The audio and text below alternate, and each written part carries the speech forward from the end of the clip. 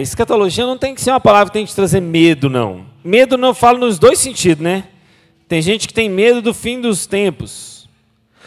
E eu já falei para vocês que esse não é a visão do cristão, né? O cristão não tem que ter medo do final de todas as coisas, não. O cristão tem que estar alegre porque todas as coisas estão acabando. Sério? Você tem que estar feliz. Feliz, então assim, aquela visão de final de mundo, catastrófica, apocalíptica, que as pessoas desenham, isso tem que estar com o ímpio. O ímpio tem que ter medo do final do mundo mesmo. Final do mundo por quê? Olha só, a graça comum que Deus dá para todo mundo, o que é a graça comum? O sol, a chuva, a capacidade da pessoa ter saúde, a capacidade da pessoa se alegrar aqui nesse mundo, que ela só vai ter alegria aqui, viu? Gente, o pastor é a pessoa que mais pode cair nesse perigo, nessa armadilha. Qual que é a armadilha que eu estou falando? De não acreditar no que ele está pregando. Porque como ele prega todo domingo, ou quase todo domingo, ele corre um risco muito grande de passar a tratar a palavra de Deus de forma leviana. De tratar a palavra de Deus como algo comum. Mas a palavra de Deus não é algo comum e leviano. A palavra de Deus não tem que ser um objeto só de estudar. De você pensar assim, não, eu tenho que saber tudo sobre Bíblia. Por isso, eu quero que você rejeite agora, que você vai estar aqui só por aumentar o seu intelecto, aumentar o número de informação que você tem da Bíblia. Não! Rejeite isso agora. A palavra de Deus é vida. A palavra de Deus é poder de Deus para você. E como a palavra de vida, como a palavra de poder de Deus, você tem que encarar ela assim. Dessa maneira, como um poder de Deus. Como vida para você essa manhã. Então, como diz aquele famoso pregador, né? Tá, você falou um monte de coisa aí, pastor, mas o que isso tem a ver com o meu dia a dia? O que a palavra de Deus tem a ver com o meu cotidiano? Eu tenho contas para pagar amanhã, eu tenho que trabalhar na segunda-feira, eu tenho que fazer uma feira agorinha. O que isso influencia na minha vida? O que isso influencia no meu relacionamento com o meu marido, com o meu esposo, com os meus filhos? A Bíblia é esse livro de vida. E como tal, tem que ser encarado assim. Não tem que ser encarado como um excesso de informação para sua mente. Não tem que ser encarado como mais um programa de domingo que você não tinha nada para fazer. Jesus não é esse acessório. Jesus não é esse chaveirinho que você tem, assim, um acessório em casa. Jesus não é a cereja de um bolo como se fosse um detalhe. Olha, se eu tiver um carro, se eu tiver uma casa, se eu tiver prosperidade, um bom emprego, uma boa família, ótimo, tudo está muito bom. E se Jesus vier, aí está maravilhoso, né? Se Jesus vier como um brinde, como um acessório na minha casa, está tudo bem. Porque eu já tenho carro, já tenho casa, já tenho família, já tenho emprego, já tenho tudo. E se Jesus vier, está ótimo, é um complemento. Não! Jesus é tudo e deveria ser tudo na sua vida. Se você perdeu um bom emprego, perdeu casa, perdeu família, perdeu o salário, perdeu um carro, perdeu tudo, e tivesse Jesus, então você tem tudo. Sério? Imagine se você perdesse tudo hoje, como Jó perdeu família, emprego, casa, carro, dinheiro. Você estaria feliz com Deus? Sério? Você estaria feliz com Deus se você hoje estivesse na miséria? Se você estivesse sem nada hoje, você estaria feliz com Deus? Faça essa pergunta. E a escatologia tem a ver tudo com a sua vida diária. Por que tem a ver tudo com a sua vida diária? Que tem a ver com o final de todas as coisas. E para um crente, para um ímpio, tem toda a diferença como é que você encara o final de todas as coisas. Como é que você encara a linha de chegada final. Porque para um ímpio, para um cara que não é crente, a alegria dele é só agora aqui nesse mundo. O que ele experimenta de prazer sexual, já viu aquele cara que tem prazer sexual em tudo? Pois é, para esse cara, o prazer dele é só aqui, ó. Para esse cara que tem prazer em ter carro e casa, o prazer dele é só aqui. Só nesse momento, ele está desfrutando. Ele está tendo um momentinho dele de prazer. Porque lá no inferno, sabe como é que vai ser a vida dele? Solitária. A Bíblia mostra que você vai sofrer sozinho, se você for para lá. Você vai ouvir o grito das outras pessoas no inferno inteiro, ouvindo gritos de angústia, de tristeza, de dor, mas sem estar num grupo, vamos dizer assim, um consolando o outro, né? Imagine isso. Você sofre eternamente, isoladamente, para sempre. Será que você quer isso para sua vida? Será que você quer isso para você? Pois é, a eternidade sem Deus é isso. E se a gente acha que está calor nesses dias, imagina uma casa de teleternite, com teto baixo, sem ventilação. Já imaginou isso? Não fica muito quente? Sem janela, sem porta? Uma teleternite, sol de meio-dia, tudo quente. Pois é. Imagina isso duplicado infinitamente mais vezes, é o inferno. Para sempre. Então, o final de todas as coisas tem a ver com a sua vida diária, porque é a sua linha de chegada final. E tem um termo que eu já ouvi uma vez, ele me traz muito temor, que ele diz o seguinte: olha, não importa se você vai começar bem, o importa é como você vai terminar a sua jornada de vida. Você pode até começar bem, tem muito crente que começou bem, tem muita gente que começou bem, mas como que ele vai terminar o final da vida dele? Como que vai ser o final da história? Como que vai ser a linha de chegada? Aquilo ali importa. Aquilo ali importa. E a escatologia, essa palavra pode trazer medo, mas não tem que te trazer medo nem espanto, como eu te falei, porque você é um crente em Cristo Jesus. E não tem que te trazer medo e espanto, porque não é algo difícil de entender. É um pouco mais difícil? É, mas se você coloca isso na sua cabeça, você nunca vai vencer o seu desafio. Eu vou colocar um exemplo aqui meu. Irmãos, um exemplo bem prático. Eu tinha na minha cabeça que eu não conseguia dar nó de gravata. Estou falando sério. Imagine para eu, que sou um pastor, eu tenho crise, eu às vezes não queria comprar gravatas novas, porque eu não sabia dar nó. E se não tivesse um vendedor para dar, imagina você está na C&A, né? Você está lá na C&A, na Riachuelo, a pessoa não dá um nó de gravata para você. Você compra a gravata lá, solta, né? E você leva para casa. E eu falava, gente, eu não conheço ninguém na igreja que pode me ajudar a dar um nó de gravata, então eu não vou levar essa gravata. Olha o absurdo. E a gente tem muitos bloqueios pessoais assim, talvez eu tenha questão de gravata, você pode ter com outra coisa pessoal boba aí talvez, né, sei lá, medo de altura, medo de dirigir, medo de sei lá do quê. E aí você não pega aquilo que cria um bloqueio, e você estabelece esse bloqueio na sua própria mente. E aí, irmãos, ontem eu decidi, eu falei assim, cara, nem que eu fique aqui não sei quanto tempo, eu vou aprender esse nó de gravata. Aí eu pus um vídeo no YouTube, e um cara ensinava a fazer um nó de gravata com 5 segundos. Eu falei, meu Deus, 5 segundos? Eu levo uma eternidade para fazer um nó, o cara vai me ensinar em 5 segundos. Irmão, pois eu fiquei na frente do espelho, pus esse vídeo até eu aprender. E eu fazia tudo certinho, não dava certo. E eu voltava, eu falei assim, cara, eu não vou sair daqui enquanto eu não aprender esse trem de nó de gravata. E deu certo. Só que eu vou repetir ele, senão eu posso esquecer. Escatologia é isso aí. Escatologia é esse nó de gravata que você tem na sua cabeça, que você acha que é um nó, uma coisa muito difícil de fazer. Mas se você insistir, se você não criar esse bloqueio, isso vai ser uma bênção para você na sua vida. Isso vai destravar muita coisa da sua vida. E a palavra escatologia vem de duas palavras gregas que significa escatos e logos, que nada mais é do que o ensino das últimas coisas. É difícil você saber isso. Escatologia é o ensino das últimas coisas, só isso, não tem nada de segredo, tem nada demais. E eu vou te ensinar um segredo aqui, que talvez é muito simples de você entender Apocalipse, que é um livro que quase ninguém lê, que as pessoas fogem dele. Apocalipse é a mesma história contada 7 vezes, de forma diferente. Não é simples isso? Olha que coisa mais tranquila. Hoje você já sabe Apocalipse. Apocalipse é uma história contada 7 vezes repetidamente de forma diferente. Só isso. Então imagine que o Zé Lopes, estou contando aqui a história sua, Zé. Aí eu começo com o Zé Lopes, nasceu em Goiânia, tal, né? É casado com a Olívia, trabalha em tal lugar. Contei dessa maneira. Aí eu vou contar de outra maneira. Olha, o Zé Lopes congrega lá na igreja do Boa Vista, é casado com a Olívia, nasceu em Goiânia e nasceu com tal idade. Está vendo? Eu contei a mesma história, só que de trás para frente. Agora eu vou contar outra história. Nossa, o Zé Lopes é um cara, sei lá, íntegro, reto, trabalha em tal lugar. Mas ele também casou com a Olívia, mas ele também nasceu em Goiânia. Contei a história do meio, trazendo de trás para frente, entendeu? Apocalipse faz esse jogo. Um jogo de palavras e imagens, que é uma história contada, a mesma história, por 7 vezes. Não é simples isso? Não tá. Então você já sabe o que significa escatologia, que é o ensino de todas as coisas. Você já sabe que Apocalipse é a mesma história contada ciclicamente 7 vezes de maneiras distintas, com símbolos distintos. Tá bom.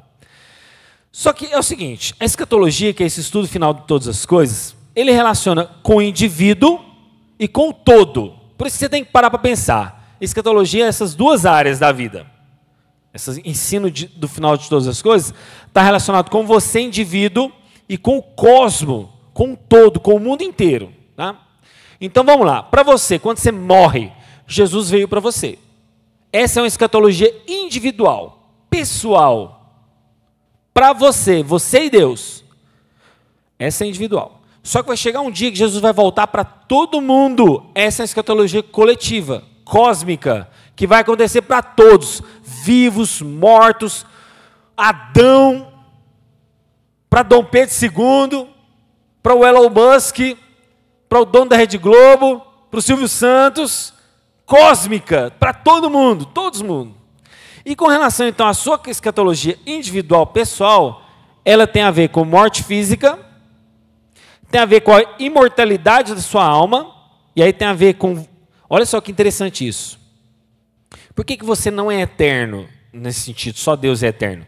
Porque teve um dia que você teve um começo, não foi? Qual foi o seu começo? A relação sexual entre o seu pai e sua mãe. Quando o espermatozoide do seu pai encontra o óvulo da sua mãe e começa as formações de mitose, meiose ali você começa.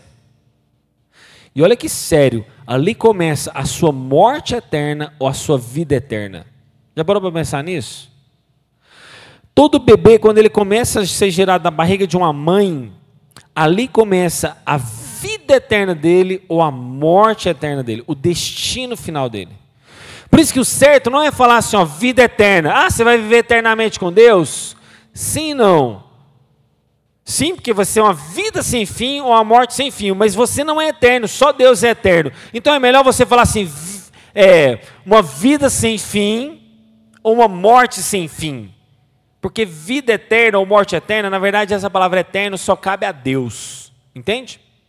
Então você vai viver uma vida sem fim ou uma morte sem fim. Essa é a sua escatologia individual. Morte física, imortalidade. E aí por fim é o estado intermediário. O que é o estado intermediário?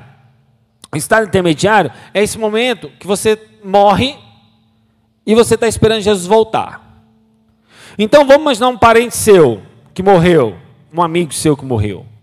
Essa pessoa está agora no estado intermediário.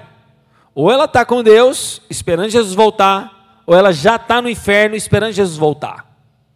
Estado intermediário, tá? Então, morte física, imortalidade, estado intermediário. E com relação ao mundo, essa escatologia cósmica, está falando de a volta de Jesus, está falando da ressurreição geral de todo mundo, todos os mortos vão ressuscitar, e aí uns vão ressuscitar para a vida eterna, outros para a morte eterna. Todos serão julgados, e aí nós estamos falando de anjo, nós estamos falando de demônio, de Satanás, nós estamos falando dos principados, potestades, nós estamos falando de seres humanos. O julgamento final de todas as coisas, e aí sim, um estado de morte eterna ou um estado de vida eterna. Isso é uma escatologia para todo mundo, tá? Então, a escatologia para todo mundo é Jesus voltar, ressurreição geral de todo mundo, juízo final, estado eterno das coisas. Escatologia cósmica. Escatologia individual. Você, a sua morte, o seu estado intermediário e onde você vai viver eternamente com Deus ou sem Deus. Ficou claro? Sério mesmo? Alguém tem alguma dúvida até agora? Isso aqui é aula mesmo. Nós estamos num banquinho sentado e ouvindo. Mas a mensagem da escatologia, então, ela não tem que ser empobrecida para a gente pensar só nas coisas futuras. Por quê? Há uma escatologia que a gente fala de inaugurada. O que é a escatologia inaugurada? Você, crente, já experimenta bênçãos hoje. Você já experimenta o Espírito Santo hoje na sua vida. Você experimenta o Espírito de Deus, a alegria de estar vivendo em Deus, as coisas aqui na igreja, a sua vida lá fora, você já experimenta bênçãos hoje. Isso é a escatologia que a gente chama de inaugurada. Por quê? Jesus já veio e Jesus já te deu bênçãos. Por que é uma escatologia inaugurada? Porque o pessoal todo do Antigo Testamento esperava Jesus voltar. Então, para eles que estavam pensando no futuro, olha, o Messias não veio, é uma coisa futura. Quando Jesus vem, já se cumpre uma escatologia que o pessoal do Antigo Testamento já esperava. Ela se cumpriu. Nós não estamos esperando Jesus voltar? Sim ou não? Estamos esperando Jesus voltar? Isso já se cumpriu ou não? Não se cumpriu, né? O pessoal do Antigo Testamento também estava esperando Jesus vir pela primeira vez. Então eles tinham uma certa escatologia. Olha, Jesus vai vir ainda, o Messias vai chegar. Jesus já veio? Sim ou não? Uma primeira vez? Então aquela escatologia já se cumpriu para o pessoal do Antigo Testamento. Aí por isso que vem o Novo Testamento. Então a escatologia já realizada. Mas o que é que a gente chama de escatologia inaugurada? Mas o que é a escatologia, então, que a gente ainda não experimentou? É a escatologia futura, a segunda vinda de Jesus. Essa escatologia ninguém experimentou, nem o pessoal do Antigo Testamento, nem a gente do Novo, né? Que a gente está no Novo Testamento, entre aspas, né? Então essa escatologia é mais ou menos assim, olha, a escatologia realizada, eu já experimento bênçãos. Jesus morreu por mim, o Espírito Santo habita em você, você tem dons do Espírito, você é cheio do Espírito de Deus, você tem a direção do Espírito Santo, tudo isso são bênçãos que você já experimenta. A ceia, a comunhão da igreja, são bênçãos que você já experimenta. Só que esse gostinho de quero mais, essas bênçãos futuras, ainda nós não experimentamos. Que é o quê? A gente não experimentar a morte, nunca mais. A gente não ter doenças, nunca mais. A gente não pecar, nunca mais. São bênçãos que eu ainda não experimento e você também não experimenta, ok? Essa é a escatologia futura. Então tem a escatologia que já realizou, a primeira vinda de Jesus, e a escatologia que não se realizou, segunda vinda de Jesus. Por isso, então, algumas pessoas enxergam o reino de Deus como um reino presente, outras pessoas enxergam o reino de Deus só no futuro, e outras pessoas têm as duas perspectivas, que é o nosso caso. Nós enxergamos o já e ainda não. O que significa o já e ainda não? Jesus já reina, certo? Jesus já reina na sua vida, sim ou não? Jesus já é o rei da igreja, sim ou não? Jesus já não expôs os principados, potestades, os domínios do mal, Jesus já não pisou sobre eles lá na morte e sua ressurreição? Então ele já reina hoje. Só que ele não reina plenamente ainda. Porque Jesus está sentado em algum trono assim, fisicamente falando agora no mundo, sim ou não? Agora, nesse momento, não. Ele está sentado no reino celestial. Ele está sentado no trono eterno, glorioso, cósmico, vamos assim dizer, né? Claro que isso também influencia a história, né, humana. Mas Jesus não está lá agora na presidência da República do Brasil. Jesus não está lá agora, né, fisicamente, lá na China, reinando. Mas ele é rei sobre tudo e todos. Mas vai haver um momento que Jesus vai reinar sobre tudo e todos, plenamente, fisicamente falando. Então, é um já e ainda não. Jesus já reina, mas não plenamente. E aí é o seguinte, quando você ouvir falar dos últimos dias na Bíblia, você vai ouvir várias vezes esse termo. Os últimos dias, os últimos dias. Esses últimos dias compreende da primeira vinda de Jesus para a sua segunda vinda. Esse intervalo entre a primeira e a segunda vinda já é os últimos dias. Olha o texto de Atos, capítulo 2. Abre comigo em Atos. Atos 2,14. Então Pedro se levantou, junto com os 11, erguendo a voz, dirigiu-se à multidão nestes termos: homens da Judéia e todos vocês que moram em Jerusalém, tomem conhecimento disso e prestem atenção no que eu vou lhes dizer. Estes homens não estão bêbados, como vocês estão pensando, porque são apenas 9 horas da manhã. Mas o que está acontecendo é que foi dito por meio do profeta Joel: e acontecerá nos últimos dias, diz Deus, que derramarei o meu espírito sobre toda a humanidade. Os filhos e as filhas de vocês profetizarão, e os seus jovens terão visão, e os seus velhos sonharão. Ou seja, o verso 17 fala que os últimos dias já está acontecendo. E esses últimos dias tem a ver com a primeira e a segunda vinda de Jesus. E o que significa no grego essa expressão literal, nos últimos dias? Significa literalmente posterior. Só isso.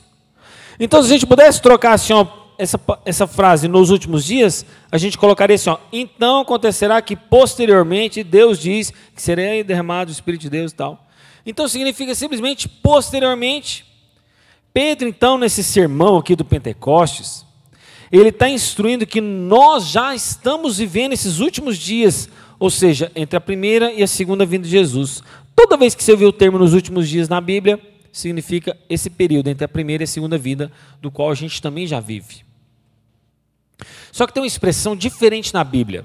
Olha só, agora é no singular, que significa o último dia. Viu a diferença? Nos últimos dias tem a ver com a primeira e a segunda vinda. Mas quando você ouvir o termo o último dia, qual o dia que está falando? O dia do julgamento final. É um dia no singular, é um dia só. E esse dia, irmãos, é o dia do julgamento. Esse dia é o dia que Jesus está voltando. Esse dia que é o último caso, é o último dia, ele ainda não aconteceu. Apesar que os últimos dias estão acontecendo, o último dia é um dia pontual, no futuro. É um dia da ressurreição de todos os mortos. E agora você vai abrir em João. Você estava em Atos, você vai voltar um pouquinho. João capítulo 6. Estava em Atos, a gente falou nos últimos dias. Plural, é o que a gente está vivendo. Só que há um ato do último dia. João 6,39. E a vontade de quem me enviou é esta, que eu não perca nenhum de todos os que ele me deu.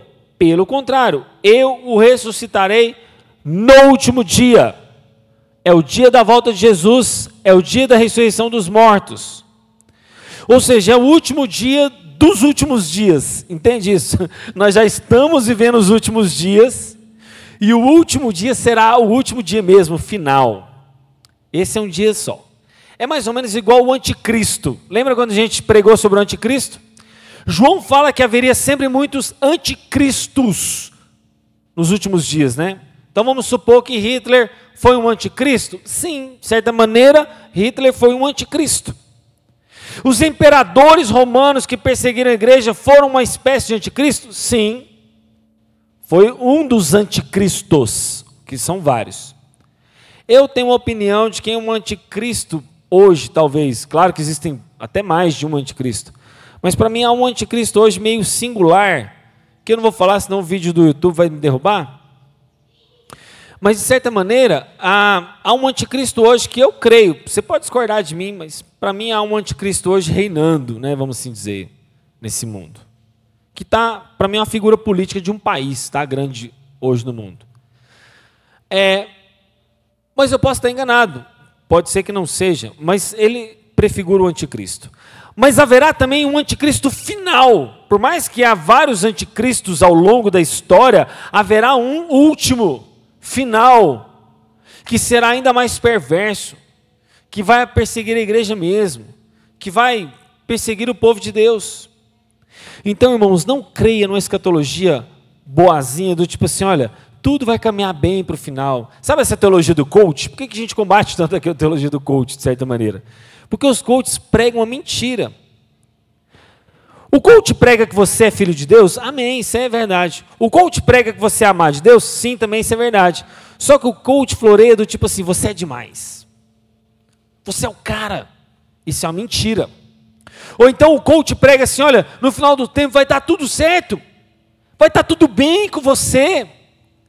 Né? Não vai haver perseguição nenhuma. Você vai prosperar. Você vai viver uma vida de paz e bonança. Isso é uma mentira. Então o coach é como, me perdoe a expressão aqui, pesada. O coach é mais ou menos a mesma artimanha de Satanás. Ele pega umas verdades e insere ali dentro várias mentiras. Irmãos, eu tenho que ser realista com você.